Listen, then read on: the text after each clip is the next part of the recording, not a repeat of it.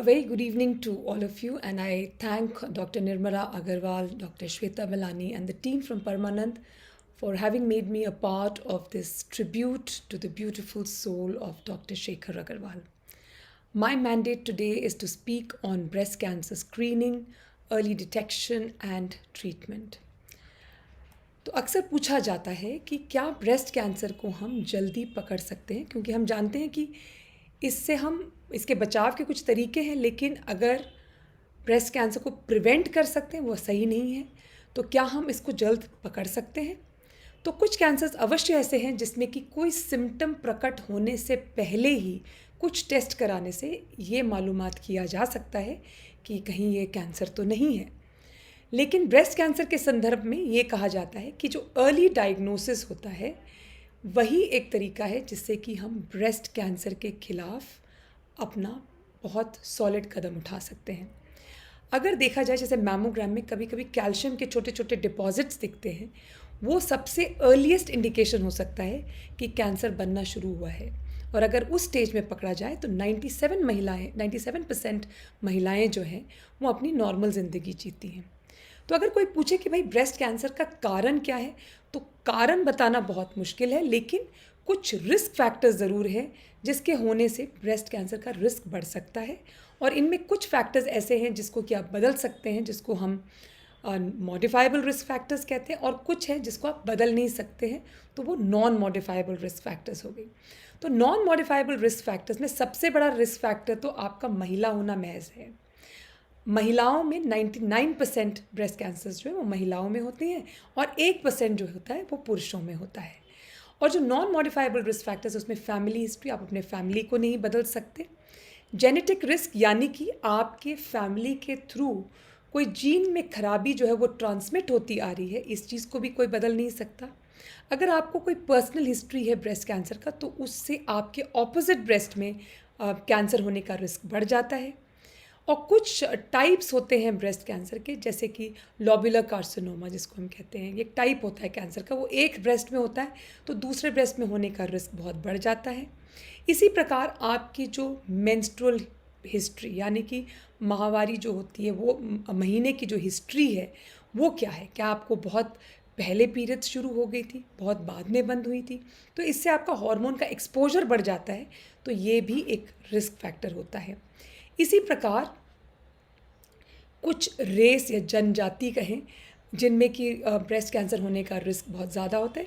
तो middle east में एक ऐसा रेस है जिसमें कि बहुत ज़्यादा इन कास्ट मैरिंग होती है, मतलब एक ही फैमिली में अधिकतर लोगों की शादियां होती हैं। तो उससे क्या होता है कि जेनेटिक डाइवर्सिटी ख़त्म हो जाती है, और वो जीन पूल रिपीटेटिव होने की वजह से उसमें म्यूटेशन होने का रिस्क बढ़ जाता है। ऐसे परिवार हमारे देश में भी हैं जिनमें कि बहुत ज़्यादा कंसैंग्युनिटी होती है और उसमें ब्रेस्ट कैंसर का रिस्क बढ़ जाता है। पर कुछ चीज़ें हैं जो आपके हाथ में है, जिसको हम मॉडिफाइबल रिस्क फैक्टर्स हैं कहते हैं, और उसके बारे में आपको ज़रूर ध्यान रखना चाहिए।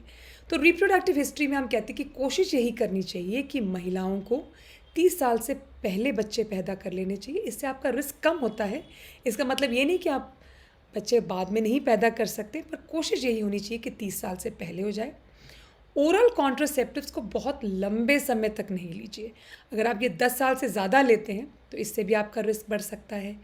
और जिन महिलाओं को मेनोपॉज हो जाता है, वो हार्मोन रिप्लेसमेंट थेरेपी अगर 5 साल से ज़्यादा लेते हैं तो उनका रिस्क ब्रेस्ट कैंसर का 4 से 5 गुना बढ़ जाता है। इसी प्रकार अल्कोहल का सेवन अपने आप में एक रिस्क फैक्टर है, और कोशिश यही करनी चाहिए कि बिल्कुल ना लें, और अगर नहीं तो कोशिश करें कि आप एक से ज़्यादा ड्रिंक ना लें हफ्ते भर में। और इसी प्रकार अपने वेट पर भी ध्यान रखें। ओबेसिटी, ओवरवेट होना भी हर तरह के कैंसर को दावत देना होता है। तो हम क्यों कहते हैं कि भाई अर्ली डिटेक्शन बहुत ज़रूरी है, क्योंकि ये तो बिल्कुल ही स्थापित हो चुका है कि जिसको अर्ली स्टेज में पकड़ा जाता है उसका जो आउटकम होता है वो उतना ही अच्छा होता है, और जैसे जैसे स्टेज बढ़ता चला जाता है आपके अच्छे होने की जो संभावना है वो घटती चली जाती है।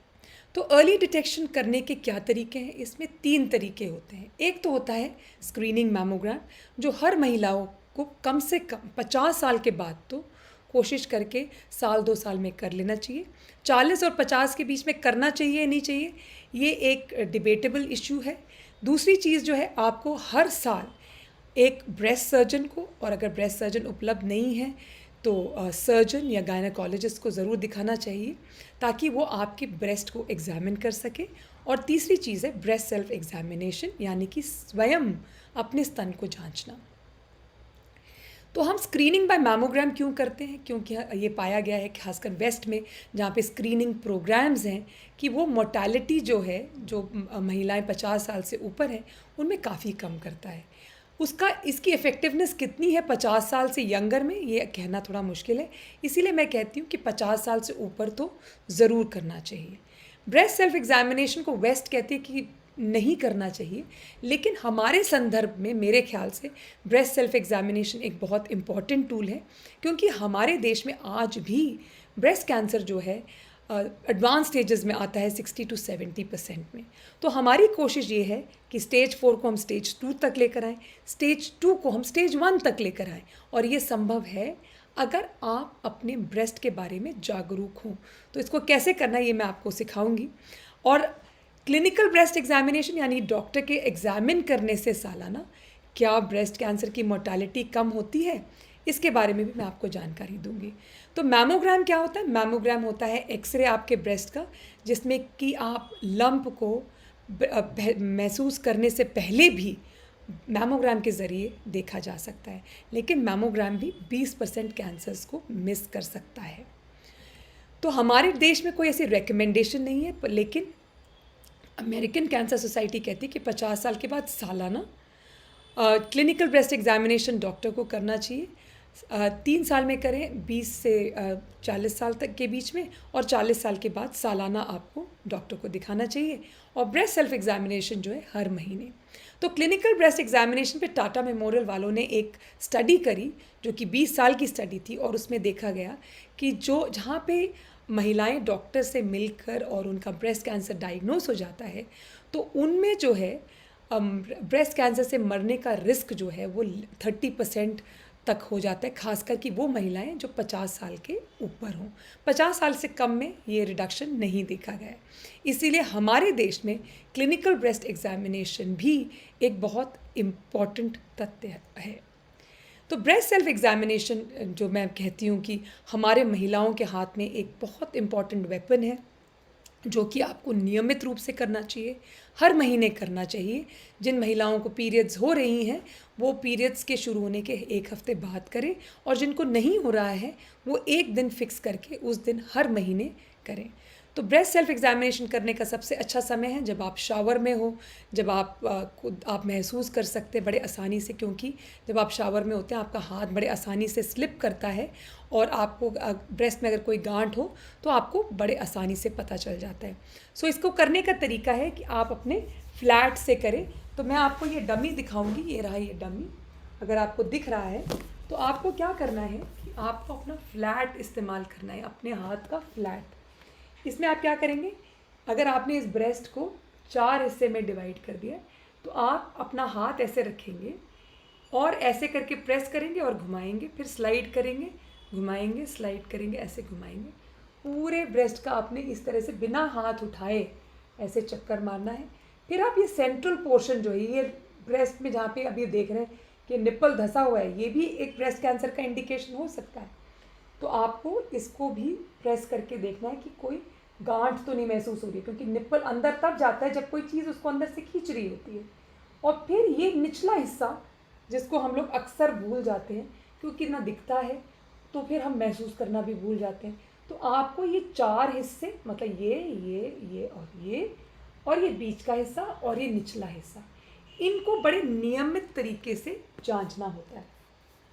एक तो आप खड़े होके करेंगे और एक बार आप लेट के भी करेंगे। जब लेट के करेंगे तो सेम प्रणाली इस्तेमाल करते हैं, लेकिन थोड़े ज़्यादा प्रेशर के साथ। ज़्यादा प्रेशर इसीलिए क्योंकि जो गांठें आपके मसल के पास है उसको आप तब महसूस कर सकते हैं जब आप वो थोड़ा ज़्यादा प्रेशर लगाते हैं। तो ये है तरीका ब्रेस्ट सेल्फ एग्जामिनेशन का, अपने फिंगर के पैड्स, इससे फ्लैट से, टिप से मत करिएगा, टिप से नहीं करना होता इस तरह से, और ना ही ब्रेस्ट को यूँ पकड़ना होता है।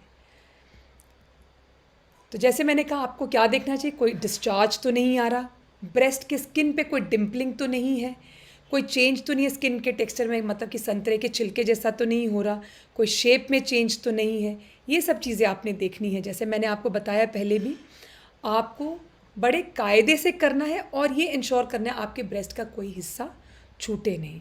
तो ये है जो एबनॉर्मल चेंजेस हैं जो आपको डॉक्टर को ज़रूर रिपोर्ट करना चाहिए। तो जब हम डायग्नोसिस की बात करते हैं तो ब्रेस्ट कैंसर की डायग्नोसिस होती है ट्रिपल असेसमेंट के ज़रिए। अगर कुछ महसूस हो रहा है तो वो क्लिनिकल एग्जामिनेशन से पता चलता है। दूसरा होता है कि आपने कोई इमेजिंग कराई, चाहे वो मैमोग्राम हो, 40 साल से ऊपर हम मैमोग्राम करते हैं, 40 साल से नीचे अल्ट्रासाउंड करते हैं, और कभी एक कॉम्बिनेशन दोनों चीज़ों का करते हैं। और तीसरी चीज़ होती है सुई की जांच। और सुई की जांच से प्लीज़ मत घबराइए, ये मत सोचिए कि सुई से अगर हम